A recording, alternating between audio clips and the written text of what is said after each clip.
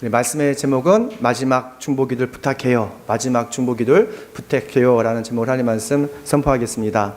사도 바울이 실라와 디모데와 함께 선교팀을 꾸려서 2차 선교를 여행을 시작합니다. 이 3주 동안 데살로니가 지역에서 복음을 전파하죠. 그가 갔던 곳은 바로 회당이었어요. 회당 가서 복음을 증거했더니 예수님이 죽으신가 또한 부활하신가 승천하심을 아주 마음을 다해서 전하자 주위에 있던 많은 사람들이 예수를 믿기 시작했습니다. 특히 이방 사람들이, 경건한 그리스도인과 그 중에서 좀 귀족들이 예수님을 주로 고백하는 것을 보게 됩니다. 사도행전 17장 4절 말씀에 그들 가운데 몇몇 사람이 순복하여 바울과 실라를 따르고 또 많은 경건한 그리스 사람들과 적지 않은 귀부인들이 그렇게 하였다. 즉 예수님의 우리를 위하신 대속하심, 그리고 우리를 영원하게 위해서 부활하시고 승천하심을 선포할 때에, 이 복음이 선포할 때에 처음 예수를 믿는 사람들이 예수를 믿고 돌아온 것을 보게 돼요.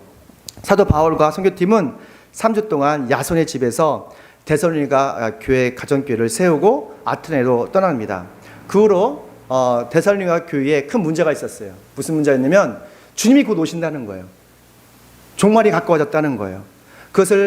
그런 잘못된 어떤 오해를 바로잡기 위해서 바울이 처음으로 데살로니가 전서와 후서를 써서 디모데를 통해서 보낸 것이 바로 데살로니가 전 후서가 되겠어요. 그 내용의 핵심을 잠깐 짚어보면 주 예수님이 곧 오신다는 거예요. 여러분 예수님 오시는 걸 믿습니까? 근데 예수님께서 오실 때는 그냥 오시는 게 아니에요. 하늘에서 하나님의 천군천사의 나팔 소리가 온 천지에 들릴 것입니다. 그리고 주님께서 오시면서 죽은 자와 산 자를 구별하시고 심판하실 거예요. 그래서 예수님을 잘 믿고 순종했던 사람들은 먼저 그들이 부활할 것이고, 그리고 믿음의 사람들, 저와 여러분처럼 살아있는 사람들은 그 후에 부활해서 그 하늘나라 이 공중에서 주님을 영접할 것입니다. 그리고 에녹과 엘리야처럼 예수님과 항상 영원히 왕처럼 살게 될 것입니다. 이런 말씀을 선포했던 것이죠. 그래서 이 거친 세상에서도 우리가 그리스도의 품위를 지키고 살 수 있다는 거예요. 그리스도의 품위를 있는 삶은 어떤 삶이냐면 믿음의 행동하는 사람들입니다. 우리가 예수님 믿는다면서 행함 없는 것은 죽은 거거든요. 우리가 예수님 믿는다면서 예배드리지 않고 성경 보지 않고 또 일상에서 주님과 동행하지 않는 것은, 그것은 사실은 죽은 거예요.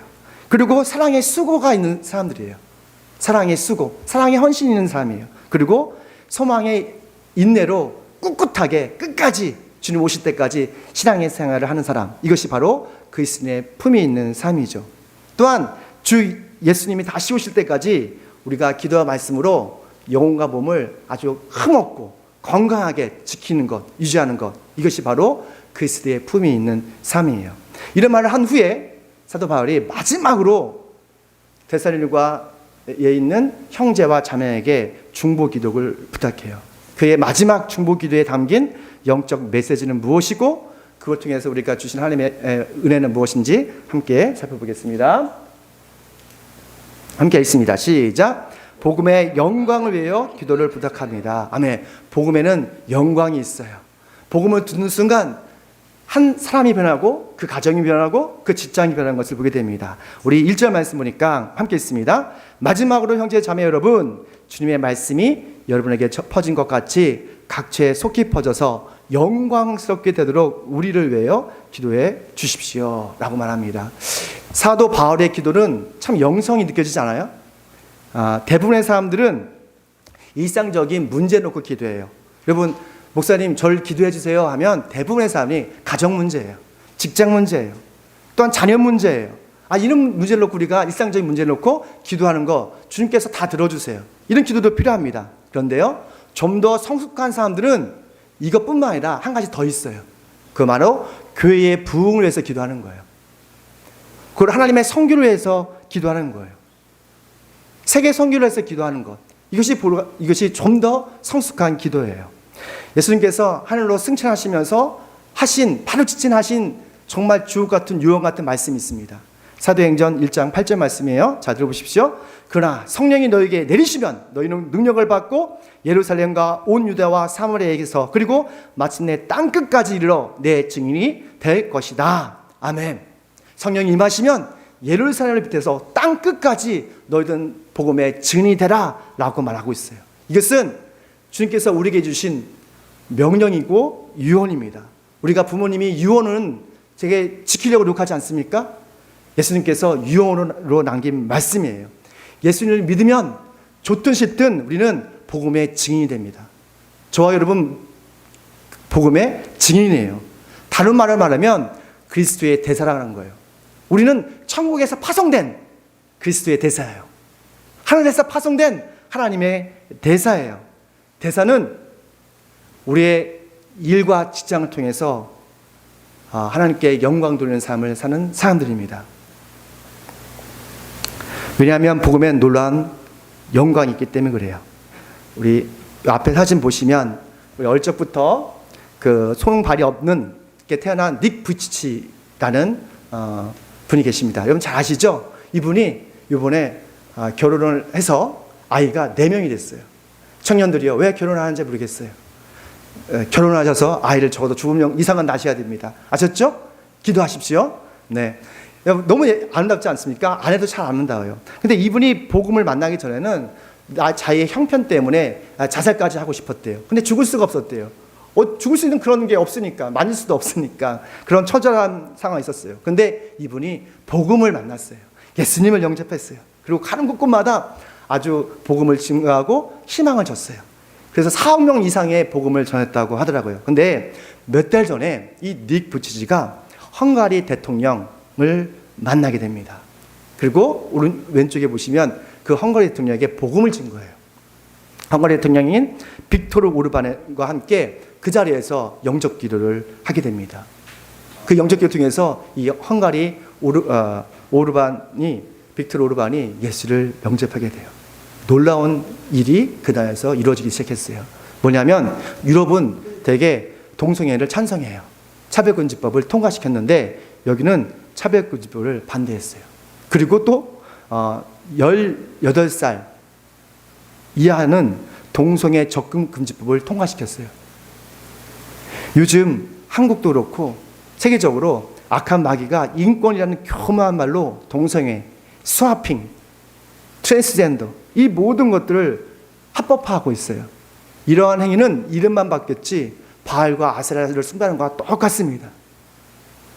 도인하면 자식까지도 바칠 수 있는 그런 바알 숭배자들, 그리고 성적인 쾌락이라고 하면 뭐든지 했었던 그런 아세라의 숭배자들, 정신을 바짝 차리고 우리는 진리가 무엇인지를 알아야 돼요. 그리고 복음을 받아들여야 돼요. 복음을 받아들이니까 한 대통령이 변하니까 그 나라가 변하더라고요. 복음에는 영광이 있습니다. 복음이 전파되는 곳은 변화가 있어요. 그 복음을 믿고 우리 가정도 변했어요.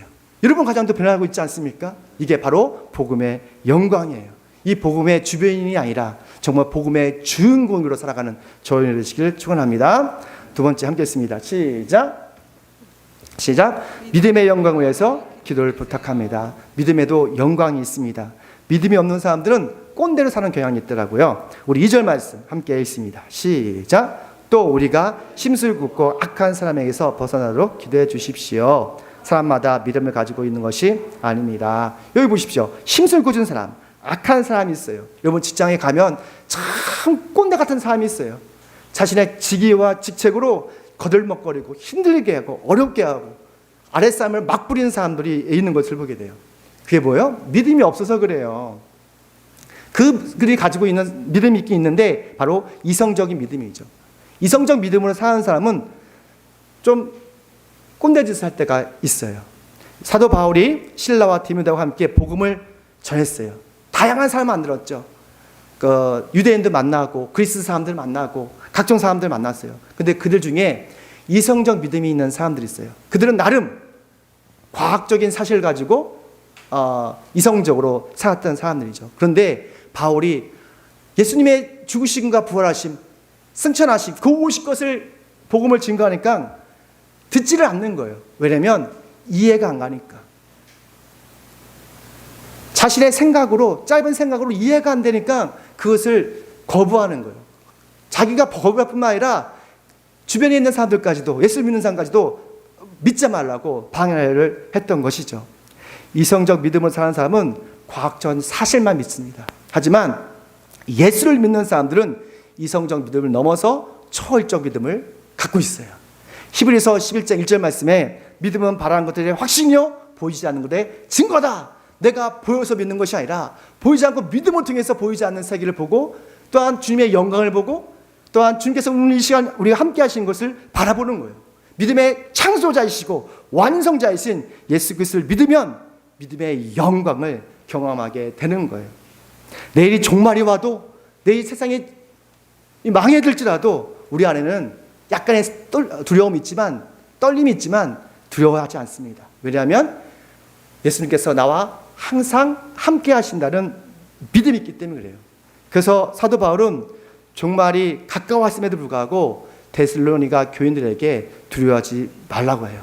그리고 이런 메시지를 줍니다. 우리 아까 읽었던 말씀입니다. 데살로니가전서 5장 15절 말씀부터 18절 말씀까지, 아무도 악을 갚지 말고 도리어 서로에게, 모든 사람에게 항상 좋은 일을 하려고 애쓰십시오. 항상 기뻐하십시오. 끊임없이 기도하십시오. 모든 일에 감사하십시오. 이것이 그리스도 예수 안에서 여러분 향한 하나님의 뜻입니다. 할렐루야. 그러니까 그날이 가까울수록 주님의 재림이 가까울수록 세상은 요동칠 겁니다.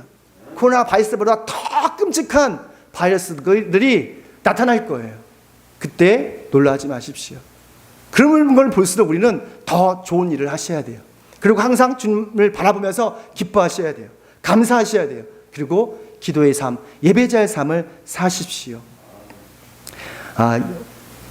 주님 날이 가까울수록 이성적인 믿음 있는 사람들은 자꾸 신비주의에 빠져요.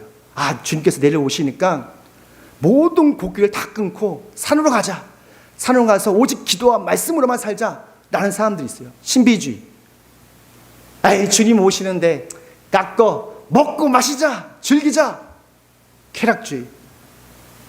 많은 이성적 믿음의 사람들이 그렇게 빠져요. 그런데 예수를 믿는 사람들은 일상에서 하나님의 뜻대로 사는 사람들이에요. 하나님의 뜻이 뭐랬죠? 항상 기뻐하라. 끊임없이 기도하라. 모든 일에 감사하라. 라고 말씀하셨습니다. 이것은 우리 상황 때문에 기뻐하고 감사하는 것이 아니라 누구 때문에?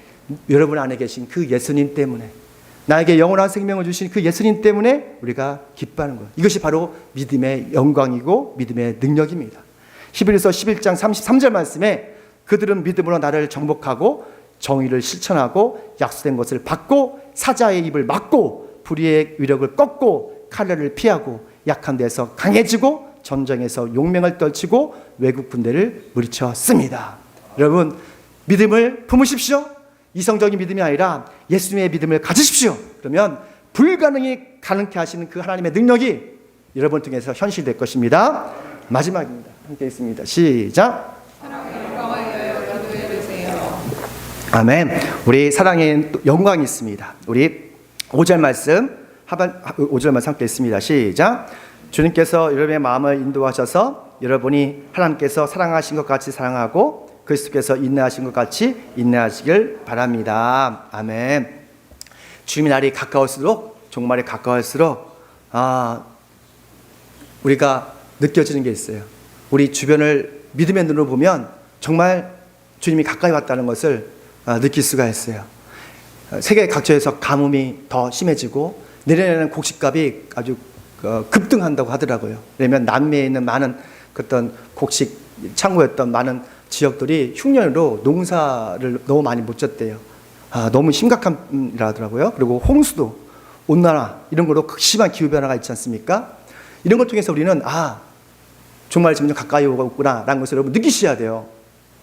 주님 날이 가까웠던 것을 느끼셔야 됩니다. 그뿐만 아니라 사회적인 문제 속에서도 여러분 인식을 할 수 있어야 돼요. 점점 사랑이 사라지고 있어요. 남녀 간의 에로스적인 사랑도 데이트 폭력으로 아주 끝장이 났어요. 요즘은 사람을 사랑하는, 남자 여자를 사랑하는 것보다 AI 로봇을 더 사랑하더라고요. 근데 사랑할 만 하더만 AI 로봇, 우리 집에도 진이가 있는데, 진이야, 나 어떻게 생각해? 난 님 사랑해요. 뭐 그런 말을 해요. 얼마나 달콤하고 부드럽게 말하는지, 치유가 돼. 그렇지 않습니까? 근데요, 놀라지 마십시오. 그보다 더 업그레이드된 AI 인식 로봇들이 나온대요. 지금 나오고 있어요. 얼마나 나의 마음을 유려하고 치료하고 하는지 모르겠어요. 그래서 요즘은 여자 남자를 사랑하지 않고 AI 로봇 하나 사가지고 끼고 살더라고요. 그런 시대가, 그러니까 사랑이 삐뚤어진 것이죠. 그런 시대가 지금 오고 있어요. 그리고 가장 고상한 사랑이 부모와 자녀의 사랑이잖아요. 근데 부모와 자녀 사랑조차도 흔들리고 있어요. 미디어 뉴스를 보면 부모가 막된 아이를 폐기물 처리한 것처럼 버리는 것을 봤어요. 어린 아이들이 먹지 못해서 정말 삐짝 말라 죽어가는 사건들을 발생했어요. 왜 이런 문제가 일어납니까? 바로 이기적 사랑 때문에 그래요. 그러니까 하나님의 사랑이 없고 자신만을 사랑하는 이기적 사랑 때문에 그래요. 삐뚤어진 사랑 때문에. 예수님은 종말일 때에 사랑이 식어진다고 예언하셨어요. 마태복음 24장 12절 말씀에 그리고 불법이 성하여 많은 사람의 사랑이 식을 것이다. 그러나 끝까지 견디는 사람은 구원을 얻을 것이다. 지금 우리는 포스트 코로나 시대를 살고 있어요. 점점 더 사랑은 사라집니다. 그리고 자신만을 사랑하는 이기적 사랑만 있을 거예요. 오직 나의 건강, 나의 재산, 나의 지위, 나의 어떤 행복만을 사랑할 거예요. 이것은 하나님의 사랑이 아니라 이기적 사랑이에요. 이기적 사랑은 우상 숭배입니다. 요한일서 2장 15절 말씀에 여러분은 세상이나 세상에 있는 것들을 사랑하지 마십시오. 누가 세상을 사랑하면 그 사람 속에는 하나님 아버지에 대한 사랑이 없습니다. 그래서 종말에 사는 믿음의 사람들은 하나님의 사랑을 배워야 됩니다. 왜냐하면 사랑을 배움으로써 사랑을 알기 때문에 그래요. 그렇다면 여기 말씀 보니까 하나님의 사랑처럼 사랑하고 예수님처럼 인내하라는 말이 있어요. 이게 무슨 말일까요? 하나님의 사랑은 예수님이시거든요. 그러니까 하나님은 사랑이신데 하나님의 완전한 사랑이 바로 예수님이세요. 예수님은 저와 여러분을 너무 사랑하셔서 자신의 피로 우리의 모든 죄를 용서해 주시고 하나님의 나라와 제사장으로 삼아주셨어요. 하나님처럼 사랑한다는 것은 나의 가장 좋은 것을 주님께 드리는 거예요. 향유 옥합을 드렸던 마리아처럼 여러분이 생각하는 가장 좋은 것, 어떤 사람은 시간이 될 수 있고 건강이 될 수 있고 지위가 될 수 있고 여러분의 꿈이 될 수 있어요. 이 모든 것을 주님께 내려놓는다는 거예요. 내려놓는다는 것은 포기한다는 것이 아닙니다. 이걸 통해서 하나님께 영광을 돌리는 거예요. 나의 직장, 나의 꿈, 나의 일을 통해서 하나님의 나라를 위해서 복음을 위해서 쓴다고 결단하는 것, 이것이 바로 하나님께 내려놓는 거예요. 포스트 코로나 시대에 많은 교회들이 어려워하고 있어요.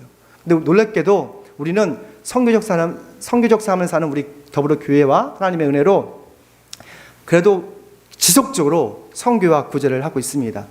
며칠 전에 나사렛 대학교 국제본부장이 목사님 저와 함께 식사하시죠? 라고 전화를 왔어요. 왜 그러시냐고. 그럼 오시면 아신다고. 그래서 달려갔죠. 밥 사준다는데 목사는 밥을 좋아합니다.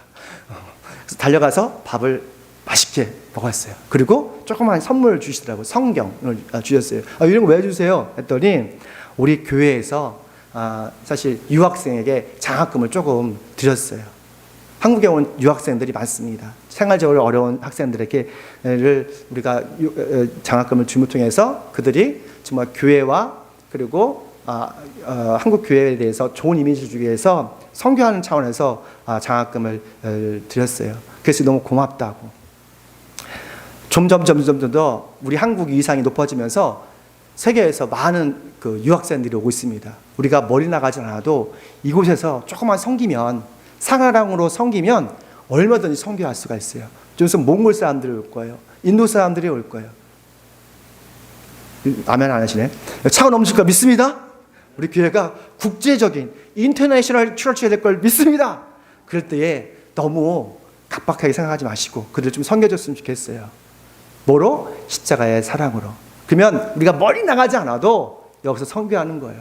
그분이 나중에 여기 와서 한국에 와서 어느 작은 시골 교회에 갔는데 그곳에서 우리를 많이 섬겨주셨어 라고 했을 때 인도네시아는 모슬림이거든요. 그렇죠? 중국은 공산당이고, 그렇죠? 근데 가서 자랑할 거 아니에요. 교회가 좋은 곳이야. 예수님이 좋은 곳이야. 그것만 해도 엄청난 선교입니다. 우리 교회가 그런 교회가 됐으면 축원합니다. 또 어제는 30대 부부가 찾아와서 도움을 청했어요. 여천에서 선거로 이사 왔어요. 이 사람이 거짓말하는 것은 좀 알지요. 그럼에도 불구하고 사회적 낙지를 보면 마음이 좀 흔들리는 것을 보게 돼요. 정말 먹을 곳이 없다고 해가지고 우리 그 구제 헌금에서 좀 보내줬어요. 그랬더니 문자로 이런 말이 왔어요. 목사님 감사합니다. 저를 위해서 기도해 주십시오. 근데 밥값 2만 원 더 주시면 안 되겠습니까? 그래서 이 사람 거짓말 할 수 있는구나. 3일 굶었습니다. 여러분 3일 굶으면 먼저 드린 그 돈으로 밥을 사 먹습니다. 여러분 3일 금식해 보죠. 3일 굶어 보신 적 있으세요? 다른 게 보이지 않아요. 진짜 먹는 거 있으면 지금 훔쳐 먹기도 해요. 그래서 지금까지 이 사람이 거짓말을 했구나. 그래도 속아 넘어갔어요. 우리가 주님날이 가까울수록 정말 점점 사랑이 식어질 것입니다. 그러나 십자가의 사랑이 있는 교회는 세상의 유일한 희망이 될 거예요. 우리 교회가 그런 교회가 되기를 축원합니다. 우리 모두가 살아있는 교회로서 주님께서 다시 오실 그날까지 십자가의 사랑으로 선교와 구제 사역을 완수하는 그런 교회가 되길 축원합니다. 이것이 하나님의 뜻입니다.